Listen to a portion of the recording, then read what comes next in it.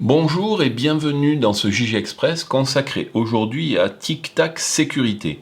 Tic Tac Sécurité est un jeu de notre gamme Fast and Fun. C'est des jeux dont les mécanismes sont populaires et éprouvés, qui sont des jeux faciles à mettre en œuvre avec des règles simples et qui permettent un moment de convivialité dans des circonstances telles que les quarts d'heure sécurité, les journées sécurité, en début ou fin d'une thématique prévention, santé, sécurité, de manière à avoir un moment convivial avec les participantes et les participants. Les éléments de ce jeu qu'on trouve au sein de la boîte sont les règles, très faciles à mettre en œuvre, et 3 types de cartes. Une carte mauvais sort, qui va pouvoir être donnée à un joueur qui ne respecte pas tout à fait l'esprit des règles.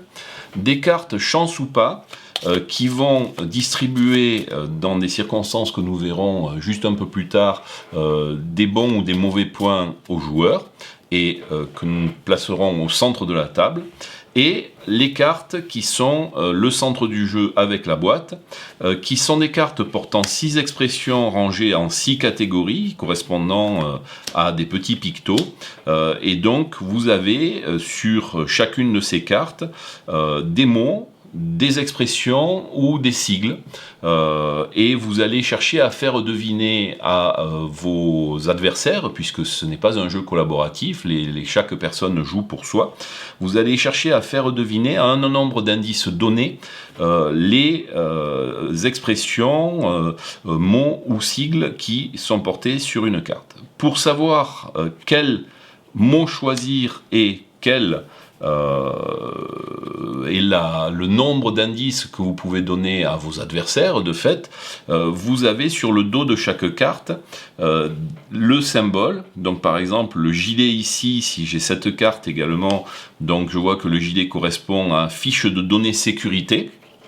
Donc il s'agit d'une expression, je vais chercher à faire deviner, si je choisis gilet, l'expression fiche de données sécurité, ou je peux choisir donc le cône en deux et épanouissement. Donc épanouissement en 2 coups, ou le gilet, fiche de sécurité en 4 coups.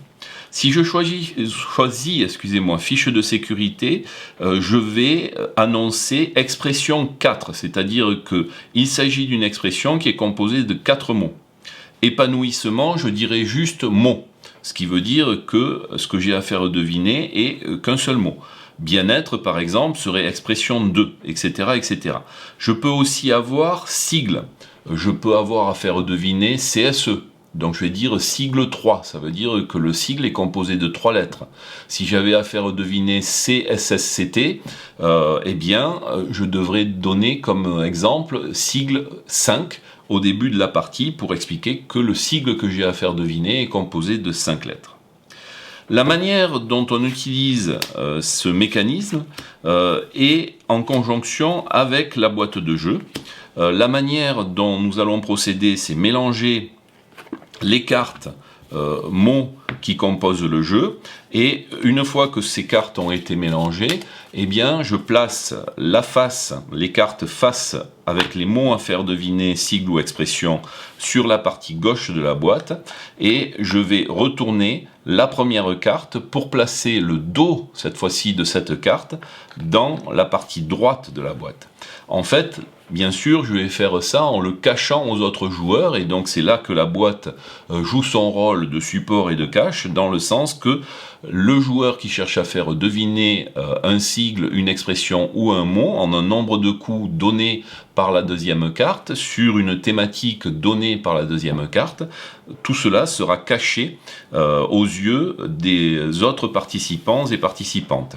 J'ai des rappels d'instructions ici au cas où j'oublie la manière dont cela va se faire, mais vous voyez que dans ce cas-ci, je vais avoir donc le choix entre chaussures de sécurité 3, c'est-à-dire que le mot à faire deviner est amélioration, ou casque en 4, c'est-à-dire activité en 4 indices.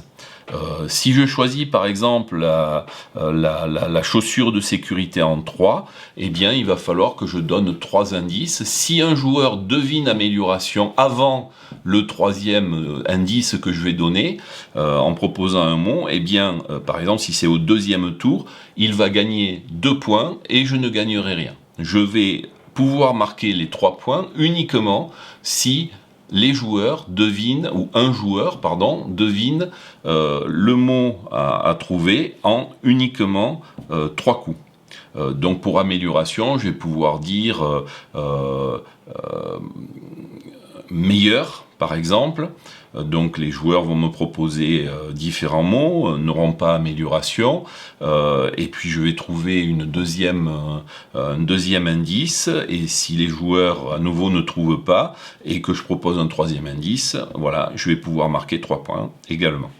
Une fois que cette partie a été faite, eh bien simplement je vais fermer la boîte et la passer au joueur suivant, qui va retourner la carte qui se trouve sur la gauche et l'amener sur la partie droite de cette manière-ci. Vous notez que certaines catégories, ici cône 4, donc soit je fais deviner ce mot-ci, soit chaussures de sécurité 2, donc si je choisis de faire deviner court-circuit et que je parviens à faire deviner court-circuit en 2 coups, eh bien je vais avoir le droit, en tant que joueur qui propose les indices, de tirer une carte chance ou pas.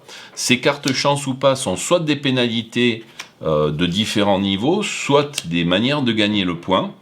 Eh bien, une fois que j'aurai tiré une telle carte, j'ai le droit de la donner au joueur ou à la joueuse de mon choix, sauf à moi-même.